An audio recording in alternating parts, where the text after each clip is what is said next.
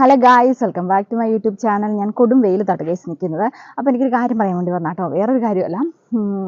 നമ്മളൊക്കെ പണ്ടെന്ന് പറഞ്ഞിട്ടുണ്ടെങ്കിൽ ഞാനൊരു 5-ൽ 6-ലൊക്കെ പഠിക്കുമ്പോൾ സാധാരണ എല്ലാവർക്കും കഴിക്കാൻ ഇഷ്ടം ചോറ്, കപ്പ, മീൻ അങ്ങനെയൊക്കെ ആയിരിക്കുമല്ലോ. പക്ഷേ എനിക്ക് ഇതിനോടൊന്നും അല്ലായിരുന്നു കേട്ടോ താല്പര്യം. ചെറിയൊരു സൈക്കോ എന്നൊക്കെ എന്നെ വിശേഷിപ്പിക്കാം കേട്ടോ. ഞാൻ എന്നെ സ്വന്തമായിട്ട് വിശേഷിപ്പിക്കുന്നതാണ് കേട്ടോ. സൈക്കോ എന്ന് പറഞ്ഞിട്ടുണ്ടെങ്കിൽ ഇപ്പോൾ എനിക്ക് ഓർക്കുമ്പോൾ ഞാൻ എന്താണ് കാണിച്ചുകൊണ്ടിരുന്നതെന്ന്. ഒന്നാമത്തെ കാര്യം എന്ന് വെച്ചാൽ എനിക്ക് ഏറ്റവും ഇഷ്ടമുള്ള സംഭവം എന്ന് വെച്ചാൽ പ്ലാസ്റ്റിക്കിൻ്റെ മണം ഭയങ്കര ഇഷ്ടമാണ് കേട്ടോ.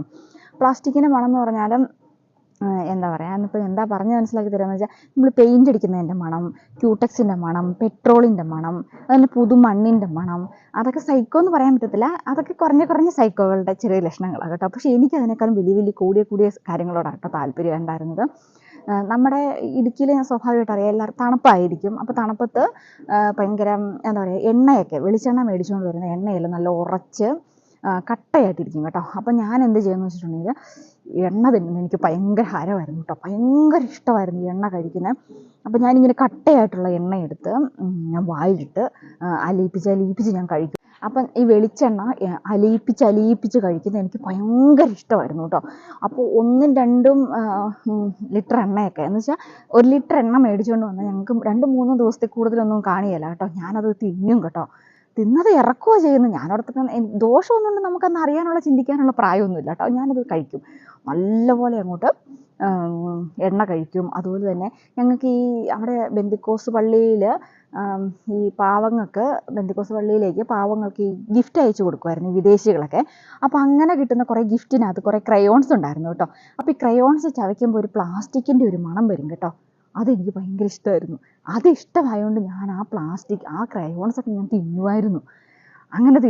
പിന്നെ നമ്മൾ ഈ അപ്സരയുടെ പെൻസിൽ നമ്മൾ കൂർപ്പിച്ച് കഴിയുമ്പോൾ ഒരു സൈസ് പൂ പോലത്തെ സാധനം കിട്ടിയില്ല. പൂ എന്ന് വെച്ചാൽ അതിൻ്റെ ആ തടി സാധനം ഇങ്ങനെ പോരുകയല്ലേ, അതെടുത്ത് മണക്കുന്നത് എനിക്കിഷ്ടമായിരുന്നു. അപ്പോൾ ഇതെല്ലാം ചെയ്യാൻ വേണ്ടി ഞാൻ പെൻസിലൊക്കെ മേടിച്ച് എനിക്ക് 2 ദിവസത്തിൽ പോലും ഇല്ല. ഞാനതിങ്ങനെ കാണിച്ചിട്ടിങ്ങനെ മൂക്കിൻ്റെ ഇവിടെ വെച്ചുകൊണ്ടിരിക്കും മണക്കാൻ വേണ്ടി കേട്ടോ. ഒരുതരം ലഹരി പോലെ ഇങ്ങനെ ഇരിക്കും കേട്ടോ.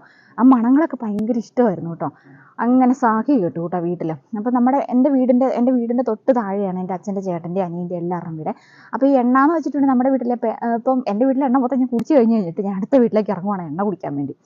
താഴെ ചെല്ലുന്നു, അവരുടെ എണ്ണ എടുക്കുന്നു, അപ്പുറത്തെ വീട്ടിൽ ചെല്ലുന്നു, അവരുടെ എണ്ണ പെറുക്കി എടുക്കുന്നു, എല്ലാവരുടെയും എണ്ണ പെരക്കകത്ത് കയറി എടുത്ത് ഞാനിങ്ങനെ തിന്നുമായിരുന്നു കേട്ടോ.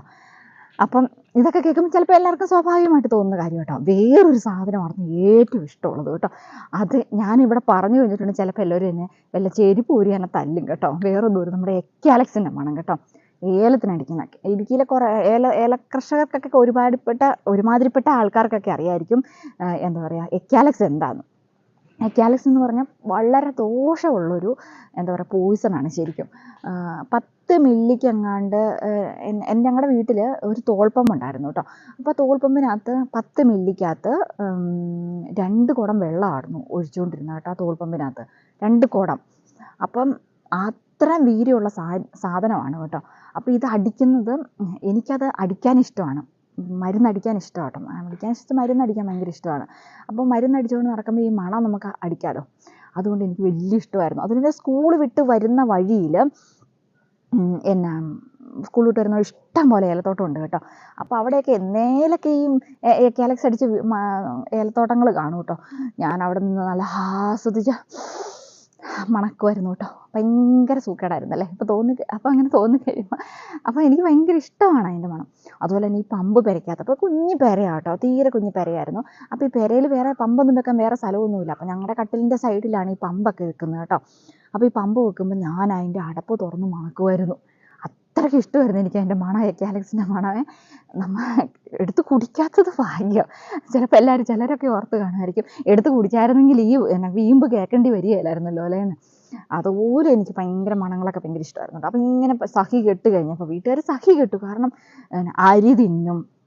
പിന്നെ അന്ന് മൺകട്ട കേട്ടോ, നമ്മുടെ വീട്ടിൽ തന്നെ മണ്ണ് കുഴച്ച് കട്ട പിടിച്ചേക്കുന്ന മൺകട്ട കേട്ടോ. അപ്പോൾ മൺകട്ടയിൽ ഞാൻ വെള്ളം ഒഴിച്ചിട്ട് മണക്കുമായിരുന്നു. ആ മണമൊക്കെ ഭയങ്കര ഇഷ്ടമായിരുന്നു. പിന്നെ നമ്മുടെ ചാക്കരി എന്ന് പറഞ്ഞാൽ കുറേ പേർക്ക് അറിയത്തില്ല, വെള്ളയരി. ആ വെള്ളയരി ചുമ തിന്നുമായിരുന്നു, പച്ചിരി തിന്നുമായിരുന്നു. അങ്ങനെ കലശലായി കഴിഞ്ഞപ്പോഴത്തേക്കും അമ്മ എന്നെ ആശുപത്രി കൊണ്ടുപോയി കേട്ടോ. ആശുപത്രി കൊണ്ടുപോയി കഴിഞ്ഞപ്പോഴാണ് ഗൈസ് കാര്യങ്ങൾ മനസ്സിലാവുന്നത്. അപ്പോൾ ഡോക്ടർ എന്നോട് പറഞ്ഞു, ചോര കുടിക്കുമെന്ന് ചോദിച്ചു കേട്ടോ. അപ്പോൾ ഞാൻ പ്രത്യേകം ചോര കുടിക്കുമോ, ഒന്നും ഇല്ലെന്ന് പറഞ്ഞു കേട്ടോ.